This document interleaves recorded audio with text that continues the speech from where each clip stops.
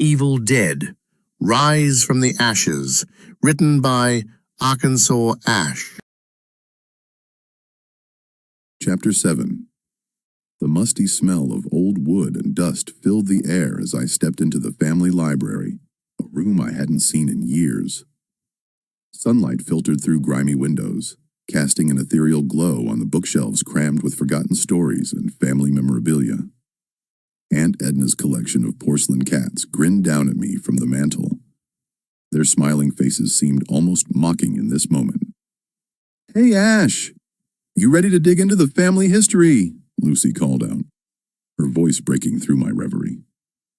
She bounded into the library, her brown hair flying in a wild mane.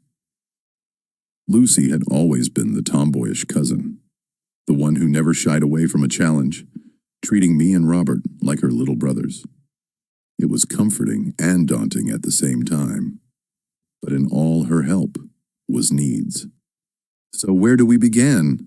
said Robert, looking at the two of us. I handed the letters to Robert, so he could look them over Lucy a bit. Curers asked what they were. I filled her in, and her eyes widened a bit with excitement. Robert finished reading the letters and spoke. "Interesting indeed," he said, adjusting his glasses. "These letters are the missing key to our family history. And something else. Something familiar." "What do you mean?" I said, chiming in. "I don't know once we find it. We will have our answers now. Let's get cracking." A few hours later, and reading a ton of books on what we were looking for, Robert found something, a book that would bring back memories. "Ash, Lucy, I found something," he said, excited of what he found as he brought over a book he found. "What is it?" said Lucy. "Right here." He pointed with his finger at a passage in the book. "Long ago, after the Chosen One's death, his things were placed in a cave in his honor of his good deeds. And these items were blessed before they were placed there, that hopes one day the hero would return to reclaim them. But what they description of the them reminded me of that day. Ash, remember? No, refresh my memory here." A bit confused of what Robert was saying. "Ash, do you remember back when we were kids, we found that cave?" he said to me. "That same cave we explored long ago." The mere words of the cave felt like a spark of electricity shooting through my veins. I remembered the items mentioned by Robert.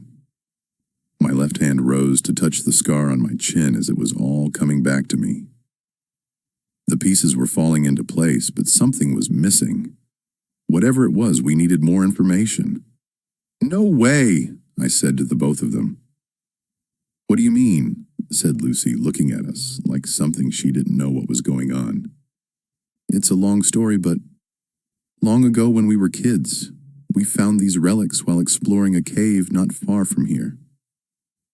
And something happened," said Robert to Lucy, "and things got out of hand." "Let me guess, Marcus," she answered. "Yeah, he was involved with it," I said to her. "That asshole is always getting into trouble. Speaking of which, you don't have to deal with him for a while," she said with a smile on her face. "What did you do?"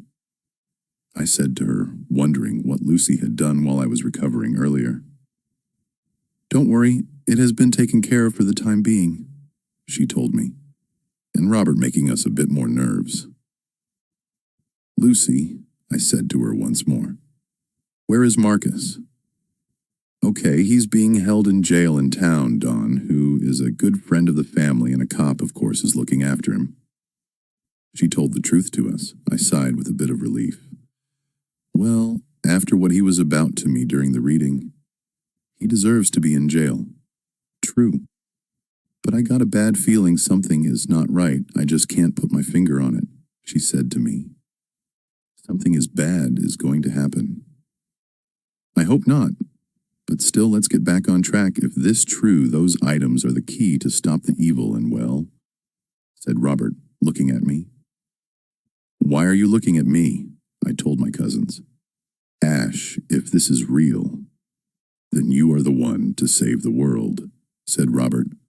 Oh, no, forget about it, I said, waving my hands. There is no way. Maybe Uncle Angus is wrong and this is all just a prank. You know him, he likes to pull harmless pranks and all in the past. Ashley Williams Campbell, said Lucy, using my full name in an anger voice towards me. This is not a prank. You have to open your eyes and see the truth. What do you mean? I asked her. Lucy took a deep breath and spoke.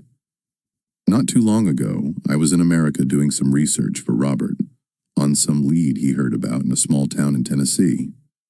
When I got there, things were fine until later on, all hell broke loose. I looked at Robert, who lowered his head a little. Robert. Okay, remember my paper on Professor Noby that I did? He said, a bit nervous than usual. Yeah, you told me about it. Not too long ago, and you were asking if I ever read it. My response was no at the time. I answered his question. Well, I want to revise that paper. And I asked Lucy to go where he was last seen. And like she said, all hell broke loose. I went to where the cabin was and checked out the place, and when I got there, it was just what the newspaper said. Nothing was there, so I left. When I got back into town, I was pulled over by the cops, and things got out of hand and ended up in jail, she said. While I was waiting in the jail cell, finding out what to do next, that's when it happened. I felt something was off, and next thing you know it, that's when all hell broke loose. What happened? I asked her, finding out what happened to her. I remember the cops coming to the cell to check on me, but they were acting weird. Even one of them came to my cell and opened it, and saying things I couldn't understand. Until he yelled at me saying, I may have the blood of the chosen one in my veins protecting me from being one of them, but I will die by hands of them. Protected? I said, a bit confused. From being taken over. Yes, said Robert, chiming in. Like I said before, Deadits kill the person's soul and takes it over. But according to the family records, our ancestor was the only one who had the strength and the will to resist the Deadits from taking over. How was left a mystery. When Robert said those words, a flash came to my mind. Of something, it was the necklace. Then flashes appeared in my mind. Another, a young girl whispering in my ear she loved it, and will never take it off. Then I saw the same girl turned into a Deadit, taunting me and saying things that were not true. Then I saw the necklace once more in my hand, as I let out her name. Linda, I'm so sorry, I said as tears began to stream from my face. Please forgive me. Ash, are you all right? Said Lucy, looking at me, crying my heart out. I'm fine, I said to her, trying to wipe away the tears, but more were coming. My nose was starting to drip as well with snot, as I was trying to wipe them away as well. It's nothing. The two looked at me as I tried to keep it together. They knew something was wrong with me. Whatever was going on, it didn't look good. I took a long, deep breath and let it out, trying to keep it together. Long enough to act normal in front of them. But deep down, something was trying to tell me something. Whatever it was not good at all. Anyway, clearing my throat, how did you get away from the cop? It wasn't easy at first. I dodged and waved out of his way until I trapped him in the cell. Luckily, I used my thieving skills to steal the key just in time to lock him up and hurried out when I heard something coming from the evidence room. She said, continuing the story. Using the keys, I went inside the room to find out where the sound was coming from, and found it. It was a tape recorder on loop, saying some words I didn't understand. I tried to shut it off, but couldn't, as if something wouldn't let me. I had to find something to smash it into piece and stop it. Once it was over, that's when more showed up, and I had to fight my way out of the police station. It was a nightmare, fighting whatever they were, but I made it out of there with the skin of my teeth and made it back here. Later, Lucy told me what had happened, and, well, after doing some research, we concluded that these things were somewhat connected to our family, said Robert, finishing up the story. But we didn't have enough information until now, I said to the two of them. But still, why me of all people I have to deal with this? Look at me. I'm 66 years old. Not a hero. I only played one on the screen, not in real life. What can I do? I think they picked the wrong guy for the job. Lucy slammed her fist onto the table to get my attention, and Robert's. Then she spoke up. Listen up, you screwhead, she said, her tone even louder before. I know it's a lot to take in, trust me. If I were in your shoes, I would step in and take the job, but I can't. Only your side of the family was chosen for this. Wait, what? I said to her. What do you mean? Lucy sighed as she spoke. I found out, not too long ago, from my father Alstair.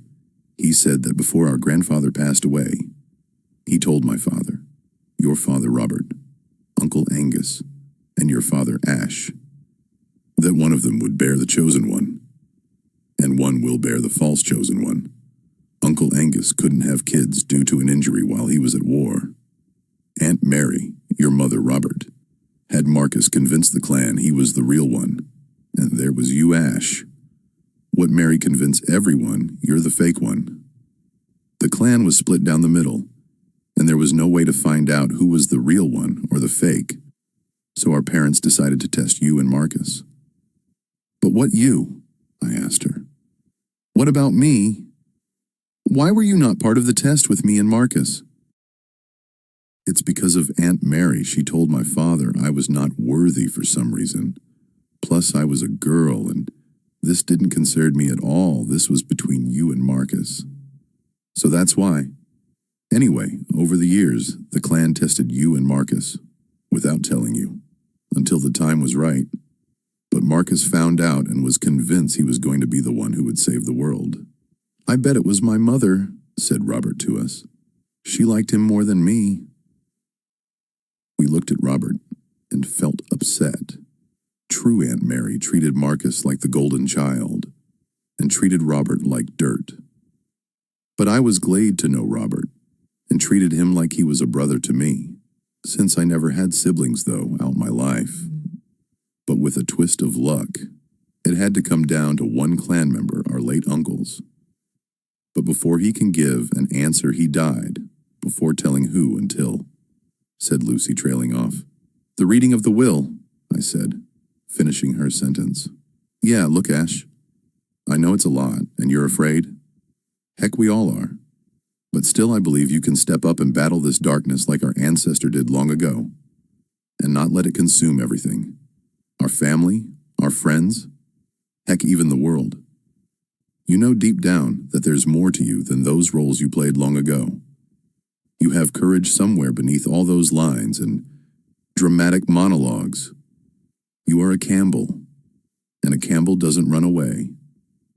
They face the problem head on. If our ancestor can face this, so can you, said Lucy with determination in her voice. She's right, Ash, said Robert to me. Fate has chosen you for this task, and you are then only one to stop this. But still, I shook my head, trying to take all this in. Me? Saver of the world? I stood up, began to walk out of the library. I need some air. Where are you going? Said Lucy, seeing me walking away. I need some air, I told her as I left.